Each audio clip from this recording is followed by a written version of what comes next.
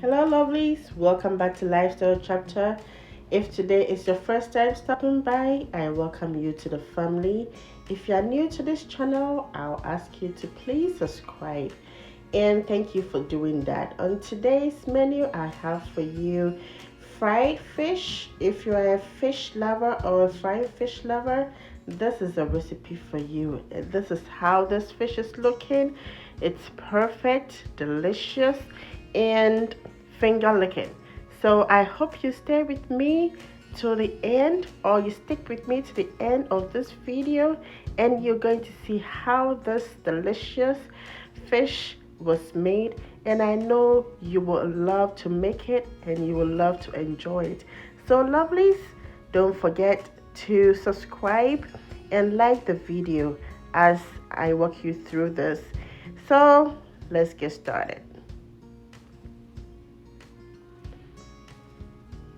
So in my sink, I have 2 packets of red fish or red snapper that I'm using for this recipe. It is packaged in its pack, and I kept it in the refrigerator, so it is frozen, where I'm going to make sure it is stored. So I'm trying to open it up, and then I will transfer it into a bowl.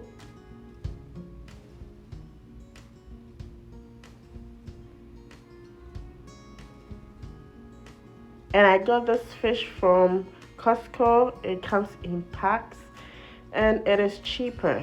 So that is where sometimes I do get my fish, and it looks so fresh. So as I said before, it is a little bit frozen. I put it in the sink for some time, but it still looks frozen. So I'm trying to break it apart so I'll be able to work on it faster. So I'm still putting it under running water to make sure it thaws a little bit for me to work on.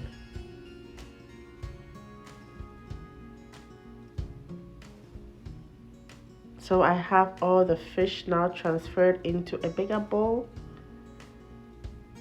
As you can see, I have put it under running water, and I'm going to add in some water for it to help it thaw nicely, and then I'll start working on it. Getting this fish, it is partially worked on, but I would still want to get everything finalized nicely or thoroughly cleaned.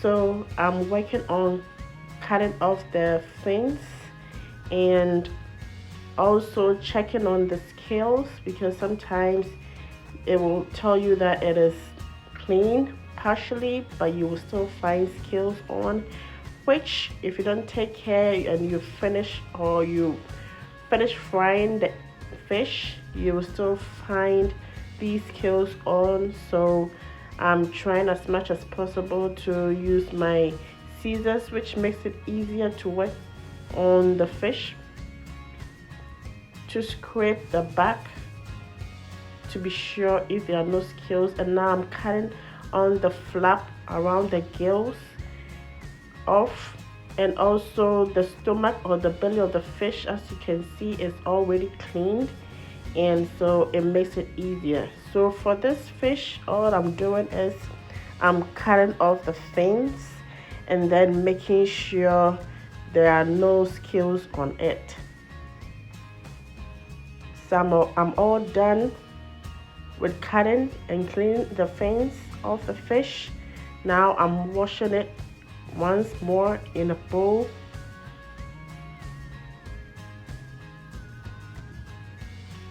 And here I'm going to wash it thoroughly with some lemon. So as you can see, I'm washing it with lemon. I'm squeezing some lemon juice on to take off those freshness out.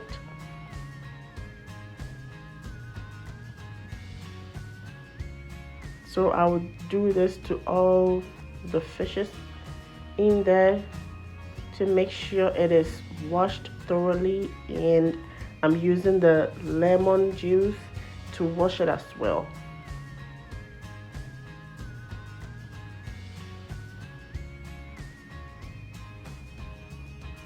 This, it helps the taste to be very good. It helps it to be more tasty, and it brings some acidity to it, which is very good for the fish.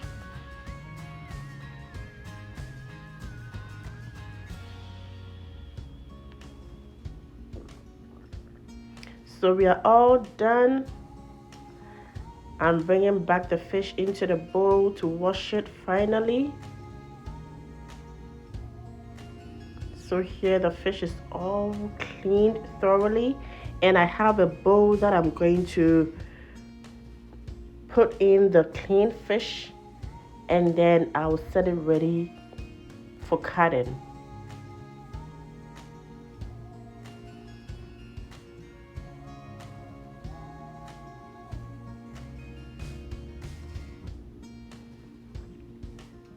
So here I have my cutting board ready. Because I'm going to section the fish, I have to make sure the fish is dry nicely. So I'm using a paper towel to dab or to clean the water on the fish to get it dry, and then I'll cut it into the preferred size that I want. So it all depends on how you want it to be. You cut it to a preferred size that suits you. And I believe you saw from the beginning that I had different sizes of fish. Some were a little bigger or medium size or smaller. So you cut it according to the size that you have. And also I've given it a score so that when I'm frying the fish, it can help it fry nicely, and it will help it to be crispy as well.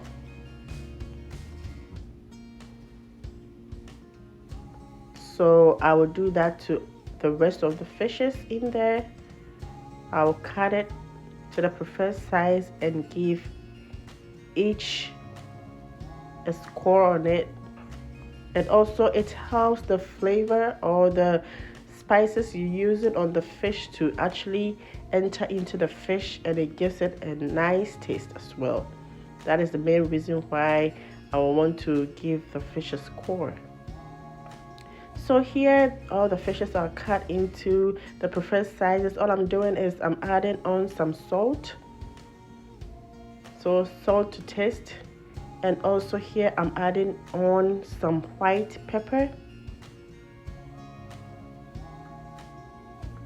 To that, I'm also going to add in some black pepper.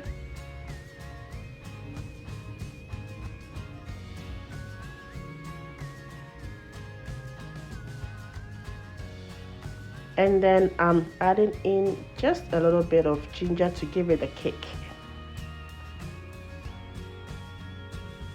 So these are the spices or the seasonings I'm adding to the fish, and then I will toss everything up. With the salt, it is to your preference how much you want salt on your fish. That is to your preference. So I'm tossing the fish for it to marinate well with the spices on. And then lastly, I'm sprinkling or I'm dusting it with some cornstarch. You can as well use some flour. If you have flour, that's fine, but I'm using cornstarch, which works perfectly as well, because I want the fish, the outside of the fish to be a little bit crispy, not too much. And then I have my oil in my pan ready, and I've added in some fresh rosemary, which is going to infuse the oil, and this way it is not going to make my house smell of fish too much. It is going to bring that smell down. And also, as you can see in the oil, I have some chili pepper in there. It's also going to infuse the oil and also into the fish to give it a nicer taste. So here I'm just putting in the fish into the oil, and I'm making sure I give some space between them, because I don't want the fish to get stick together or get stuck together when I'm trying to turn it, because it normally happens with fish when frying fish. So after about 3 minutes, I'll turn it over to see if it is fried or is turning golden brown on the sides. So I'll give each side for about 3 to 4 minutes and then turn it over. So this was what I was talking about. I don't want the fish to get stuck, but in a way it did, but it's fine. So the fish is all done. I'm taking that out of the oil into a strainer with a paper towel. So that is the first batch. As you can see here, look how beautiful they are looking. And the next one is going to be my fish head. That is what I'm frying now. It's a belief that when I was little, my mom will always tell me that you always have to fry the head of the fish last because it makes the oil so dark and dirty. So I always want to fry the head of my fish to be the last batch. That is how I go with it. So it depends how you want yours to be done. You can either do it before or after, that's fine. So it's the same process. This is how the fish is looking. Having a fried fish like this can be paired with anything, and as you saw before, mine was paired with some kinky. So I inspire you to give it a try and see how this goes. I know you will love it. It is finger licking that I said before in the beginning of the video. So lovelies, I hope you try this. So go ahead and give this a thumbs up if you like this video, and I know you would definitely like it. And also don't forget to share this video. And if you are new to this channel, I welcome you once again, and please subscribe. Thank you so much for watching. I hope to see you in my next video.